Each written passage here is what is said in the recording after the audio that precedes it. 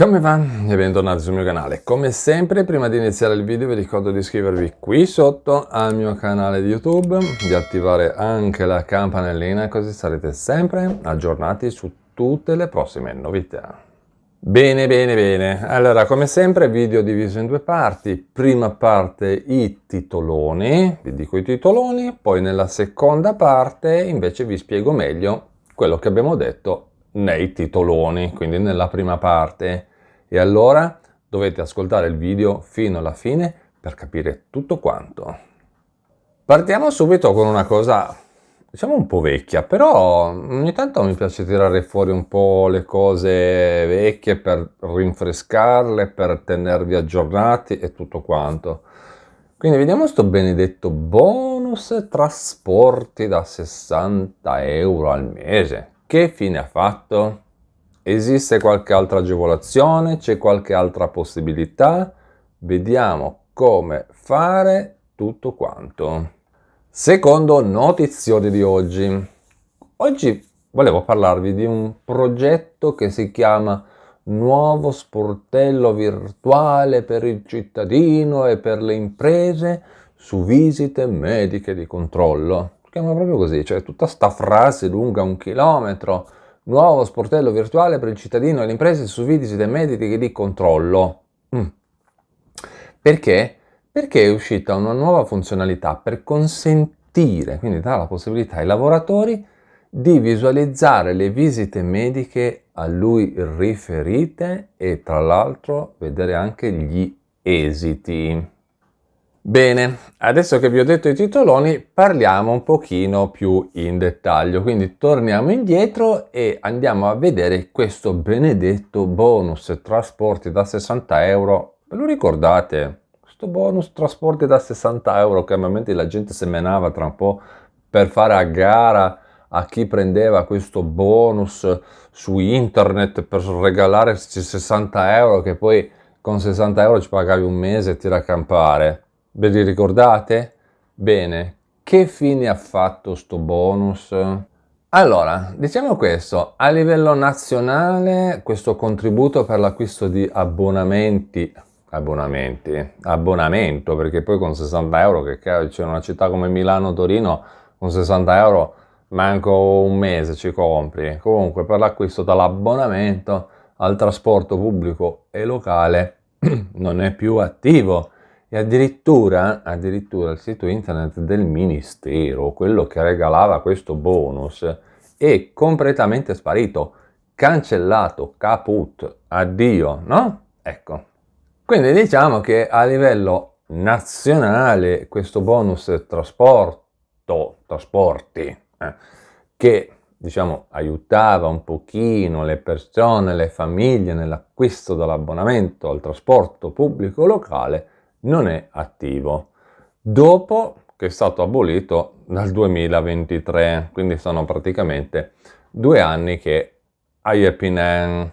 Però cosa succede? Succede che in compenso ci sono molte regioni, sia nord, centro, sud, insomma molte regioni d'Italia che sostengono ancora delle iniziative simili e che sono rivolte proprio alle persone oppure a determinate categorie di persone, per esempio gli anziani o gli studenti, cioè un esempio, no? La butto lì.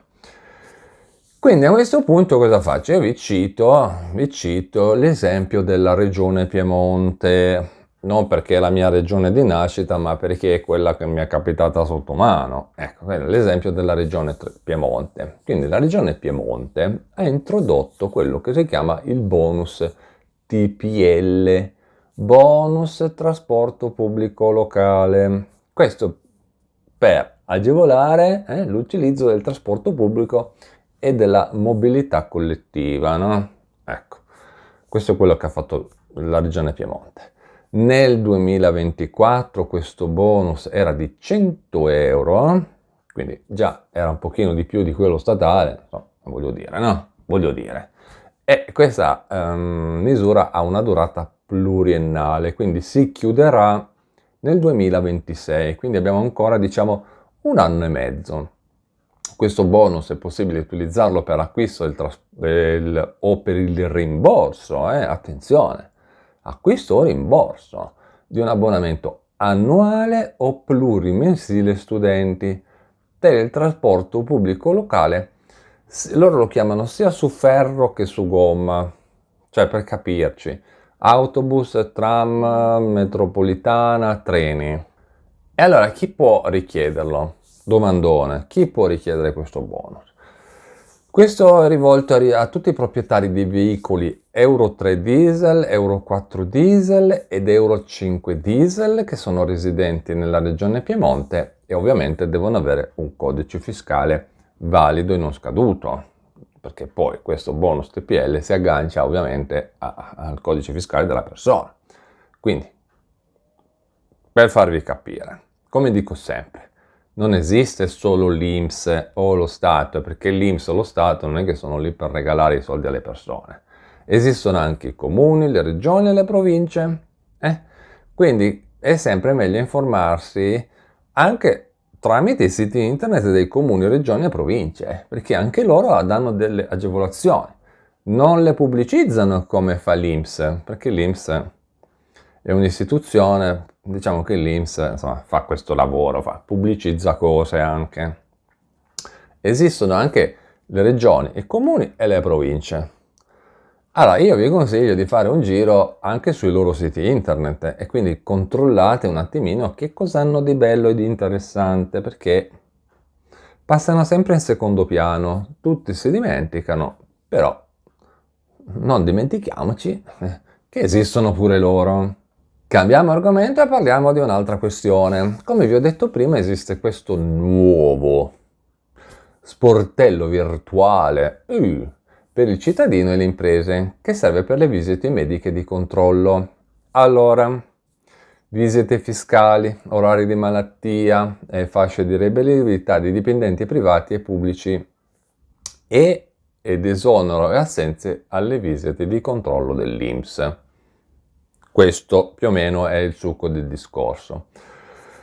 Allora, perché è nata sta roba? Sta roba è nata perché con i fondi del PNNR che sono stati affidati all'INPS con riferimento a quelli che riguardano le visite di mediche di controllo, è stato attivato un nuovo servizio che si chiama Sportello per il cittadino per le visite mediche di controllo. Quindi c'è una nuova funzionalità che serve a visualizzare le visite ed è proprio ad uso dei lavoratori.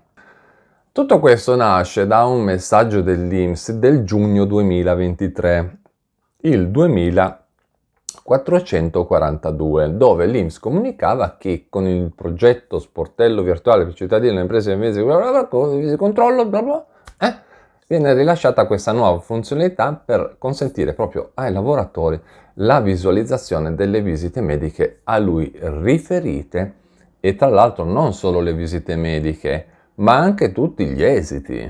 Quindi con questa applicazione online, che poi non è niente di più, niente di meno che un sito internet normalissimo, non è niente altro che un sito internet, il lavoratore quindi può vedere una griglia contenente l'elenco delle visite e degli accessi che vengono ordinati per data decrescente e ogni volta si può consultare anche tutti gli esiti.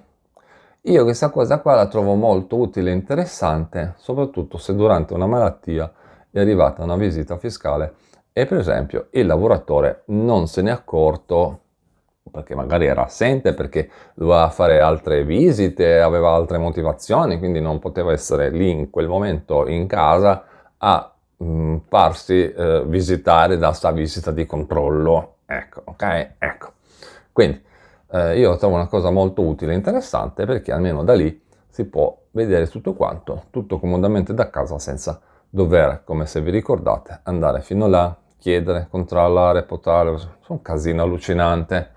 Da internet, a casa, comodi, seduti sul divano, guardate tu quello che dovete guardare e buonanotte sognatori.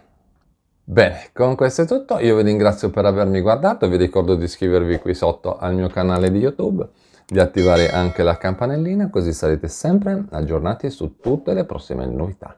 E noi ci vediamo in un prossimo aggiornamento, sempre qui sul mio canale di YouTube. A presto, ciao!